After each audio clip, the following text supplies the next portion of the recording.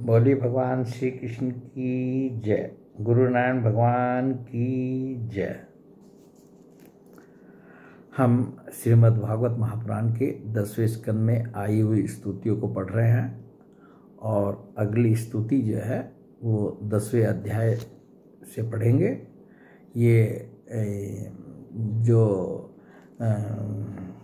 कुबेर के जो लड़के नल कुंवर और मणिग्रीव, ये दोनों लाडले लड़के थे। तो ये जो है एक दिन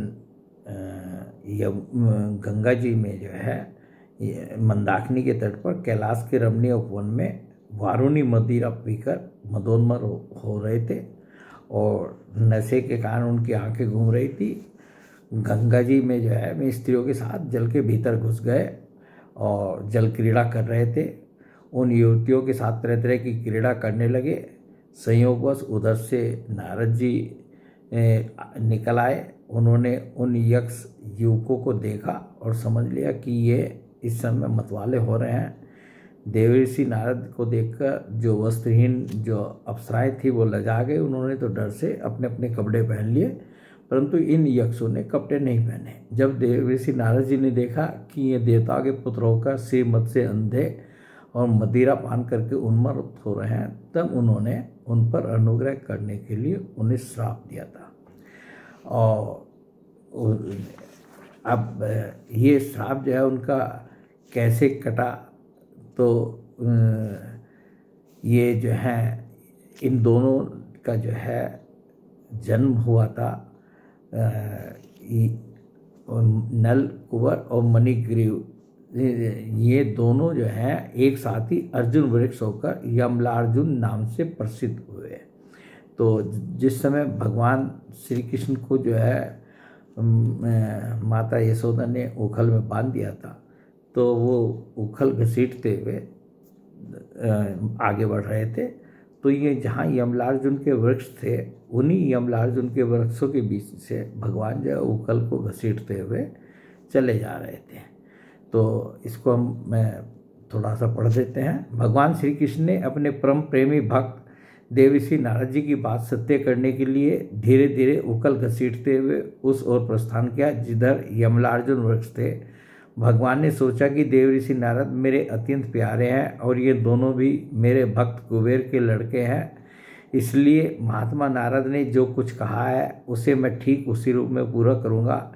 यह विचार करके भगवान श्री कृष्ण दोनों वृक्षों के बीच में घुस गए। वे तो दूसरी ओर निकल गए, परंतु उखल टेढ़ा होकर अटक गया। दामोदर भगवान श्री कृष्ण की कमर में रस्सी कसी हुई थी। उन्होंने अपने पीछे लुढ़कते हुए उखल को ज्यों ही तनिक जोर से खींचा, त्यों ही पेड़ों की सारी जड़ें उखड़ गई। समस्त बल विक्रम के केंद्र भगवान का तनिक सा जोर लगाते ही पेड़ों के तने, शाखाएं, छोटी छोटी डालियां और एक एक पत्ते कांप उठे और वे दोनों बड़े जोर से तड़तड़ाते हुए पृथ्वी पर गिर पड़े। उन दोनों वर्षों में से अग्नि के समान तेजस्वी दो सिद्ध पुरुष निकले। उनके चमचमाते हुए सौंदर्य से दिशाएं दमक उठी। उन्होंने संपूर्ण लोकों के स्वामी भगवान श्री कृष्ण के पास आकर उनके चरणों में सिर रखकर प्रणाम किया और हाथ जोड़कर शुद्ध हृदय से वे उनकी इस प्रकार स्तुति करने लगे। उन्होंने कहा, सच्चिदानंद स्वरूप सबको अपनी ओर आकर्षित करने वाले परम योगेश्वर श्री कृष्ण, आप प्रकृति से अतीत स्वयं पुरुषोत्तम हैं। वेदज्ञ ब्राह्मण यह बात जानते हैं कि यह व्यक्त और अव्यक्त संपूर्ण जगत आपका ही रूप है। आप ही समस्त प्राणियों के शरीर, प्राण, अंतःकरण और इंद्रियों के स्वामी हैं तथा आप ही सर्वशक्तिमान, काल, सर्वव्यापक एवं अविनाशी ईश्वर हैं।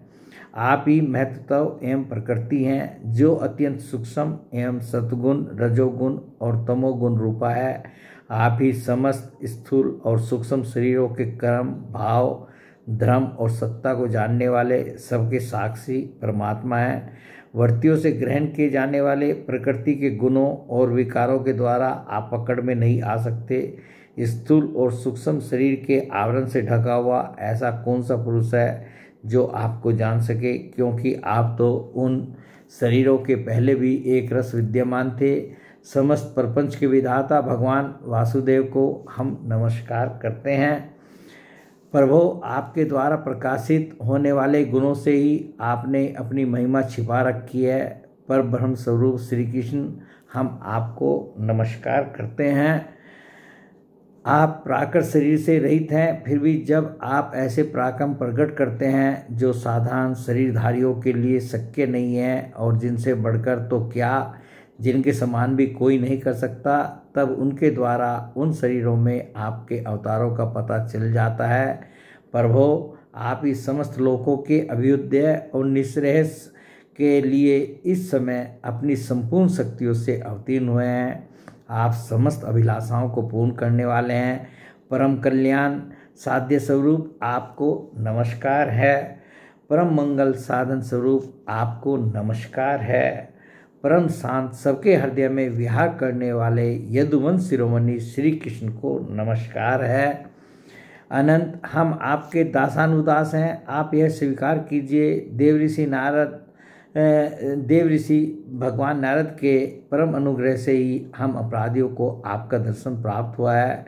प्रभु, हमारी वाणी आपके मंगल में गुणों का वर्णन करती रहे, हमारे कान आपकी रसमयी कथा में लगे रहें, हमारे हाथ आपकी सेवा में और मन आपके चरण कमलों की स्मृति में रम जाए। इसको हम दोबारा पढ़ रहे हैं। प्रभु, हमारी वाणी आपके मंगल में गुणों का वर्णन करते रहे, हमारे कान आपकी रसमयी कथा में लगे रहें, हमारे हाथ आपकी सेवा में और मन आपके चरण कमलों की स्मृति में रम जाए। यह संपूर्ण जगत आपका निवास स्थान है। हमारा मस्तक सबके सामने झुका रहे, संत आपके प्रत्यक्ष शरीर हैं, हमारी आंखें उनके दर्शन करती रहें। इस प्रकार जो है नलकुबर और मणिग्रीव दोनों ने जो है भगवान की स्तुति की। और श्री सुखदेव जी कहते हैं, सौंदर्य माधुर्य निधि गोकुलेश्वर श्री कृष्ण ने नलकुबर और मणिग्रीव के इस प्रकार स्तुति करने पर रस्सी से उखल में बंधे बंधे ही हंसते हुए उनसे कहा, जब उन्होंने स्तुति की तो भगवान ने कहा, श्री भगवान ने कहा, तुम लोग श्रीमत से अंधे हो रहे थे। मैं पहले से ही यह बात जानता था कि परम कारुणिक देव ऋषि नारद ने शाप देकर तुम्हारा ऐश्वर्य नष्ट कर दिया और इस प्रकार तुम्हारे ऊपर कृपा की। जिनकी बुद्धि समदर्शिनी और हृदय पूर्ण रूप से मेरे प्रति समर्पित है, उन साधु पुरुषों के दर्शन से बंधन होना ठीक वैसे ही संभव नहीं है जैसे सूर्योदय होने पर मनुष्य के नेत्रों के सामने अंधकार का होना। इसलिए नलकुबर और मणिग्रीव, तुम लोग मेरे परायण होकर अपने अपने घर जाओ। तुम लोगों को संसार चक्र से छुड़ाने वाली अनन्य भक्ति भाव की जो तुम्हें अभिष्ट प्राप्त हो गई है। तो श्री सुखदेव जी कहते हैं, जब भगवान ने इस प्रकार कहा तब उन दोनों ने उनकी परिक्रमा की और बार बार प्रणाम किया। इसके बाद उखल में बंधे हुए सर्वेश्वर की आज्ञा पाकर उन लोगों ने उत्तर दिशा की यात्रा की। तो ये स्तुति जो है हमने पढ़ी सुनी। बोले भगवान श्री कृष्ण की जय। गुरु नानक भगवान की जय।